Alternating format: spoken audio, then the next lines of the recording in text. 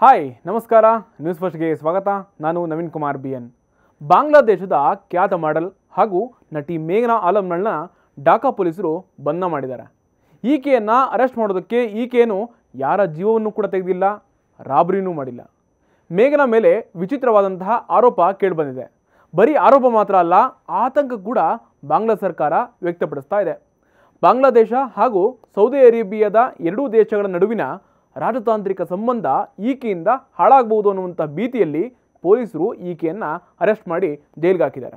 ಅಂದಾಗೆ ಮೇಘನಾಗೆ ಇನ್ನೂ ಕೂಡ 30 ವರ್ಷ ವಯಸ್ಸು.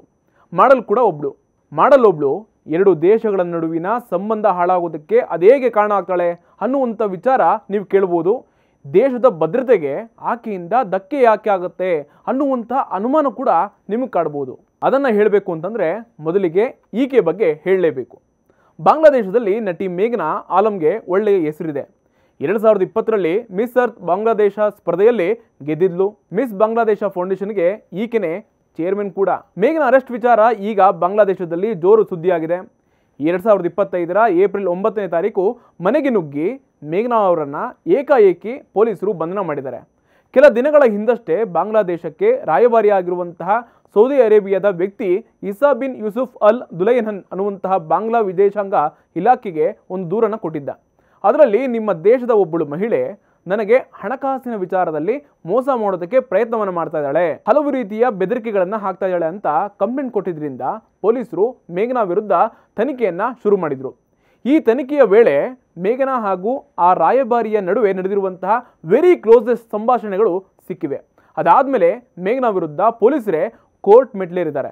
ಆಗ ಕೋರ್ಟ್ ಸ್ಪೆಷಲ್ ಪವರ್ ಆ್ಯಕ್ಟ್ ಅಡಿಯಲ್ಲಿ ಮೇಘನಾ ಅವರನ್ನು 30 ದಿನಗಳ ಕಾಲ ಬಂಧನದಲ್ಲಿ ಇಡಬೇಕು ಅಂತ ಕೋರ್ಟ್ ಆದೇಶವನ್ನು ಕೊಟ್ಟಿದೆ. ಸೌದಿ ಅರೇಬಿಯಾದ ರಾಜತಾಂತ್ರಿಕನೊಂದಿಗೆ ಮೇಘನಾಗೆ ಸಂಬಂಧ ಇತ್ತು. ಮದುವೆಯಾಗಿದ್ದಂತಹ ರಾಜತಾಂತ್ರಿಕನೊಂದಿಗೆ ಪ್ರೀತಿ ಸಲುಗೆ ಇದೆ ಅನ್ನೋದನ್ನು ಖುದ್ದು ಮೇಘನಾ ಫೇಸ್ಬುಕ್ ಪೋಸ್ಟ್ ಮೂಲಕ ಆಕೆನೇ ಹೇಳ್ಕೊಂಡಿದ್ದು. ಯಾವಾಗ ಪೋಸ್ಟ್ ವೈರಲ್ ಆಯಿತೋ ಆಗ ಅಧಿಕಾರ ದುರುಪಯೋಗ ಆಗ್ತಾ ಇದೆ ಅಂತ ಆರೋಪಗಳು ಕೂಡ ಕೇಳಿಬರುತ್ತೆ. ರಾಜತಾಂತ್ರಿಕನ ಜೊತೆಗೆ ತನಗೆ ಪ್ರೀತಿ ಇತ್ತು ಅನ್ನುವಂತಹ ಪೋಸ್ಟ್ ಅನ್ನು ಮೇಘನಾ ಫೇಸ್ಬುಕ್ನಿಂದ ಡಿಲೀಟ್ ಮಾಡಿಬಿಟ್ಟಿದ್ದು. ಮಗಳು ಮಾತುಗಳು ಸರಿ ಇದೆ ಅಂತ ಸಮರ್ಥನೆ ಕೊಡ್ತಿರುವಂತಹ ಮೇಘನಾ ಅವರ ಅಪ್ಪ ಬ್ರದುಲ್ ಅಲಂ ಸೌದಿ ಅಂಬಾಸಿಡರ್ ಜೊತೆಗೆ ತನ್ನ ಮಗಳ ರಿಲೇಷನ್ ಕೂಡ ಇತ್ತು. ಆಕೆಯನ್ನು ಸೈಲೆಂಟ್ ಆಗಿ ಇಡೋದಕ್ಕೆ ಸೌದಿ ರಾಜತಾಂತ್ರಿಕನ ಕಾನೂನು ಬಳಸಿಕೊಂಡಿರಬಹುದು ಅಂತ ಹೇಳಲಾಗ್ತಾ ಇದೆ. ದೇಶಗಳ ನಡುವಿನ ಉತ್ತಮ ಸಂಬಂಧಗಳನ್ನ ಹಾಳು ಮಾಡುವಂತಹ ಉದ್ದೇಶದಿಂದ ಪ್ರಮುಖ ವ್ಯಕ್ತಿ ಬಗ್ಗೆ ಇಲ್ಲಸಲ್ಲದ ಆರೋಪವನ್ನು ಮಾಡ್ತಾ ಇದ್ದಾಳೆ ಅನ್ನುವಂತಹ ಕಾರಣಕ್ಕೆ ಮೇಘನಾಳನ್ನ ಅರೆಸ್ಟ್ ಮಾಡಿದ್ದಾರೆ. ಆರಂಭದಲ್ಲಿ ಮೇಘನಾ ಅವರನ್ನ ಕಿಡ್ನಾಪ್ ಮಾಡಿದ್ದಾರೆ ಅನ್ನುವಂತಹ ಸುದ್ದಿ ಹರಿದಾಡಿತ್ತು. ಮೇಘನಾ ಆಕೆಯ ಮನೆಯಲ್ಲೇ ಪೊಲೀಸರು ಬಂಧಿಸಿರುವಂತಹ 12 ನಿಮಿಷಗಳ ವಿಡಿಯೋ ಕೂಡ ಲೈವ್ ಕೂಡ ಮಾಡ್ಕೊಂಡಿದ್ರು. ಹಾಗಾಗಿನೇ ಪೊಲೀಸರು ಅಧಿಕೃತವಾಗಿ ಅರೆಸ್ಟ್ ವಿಚಾರವನ್ನು ಹೇಳ್ಕೊಂಡಿದ್ದಾರೆ.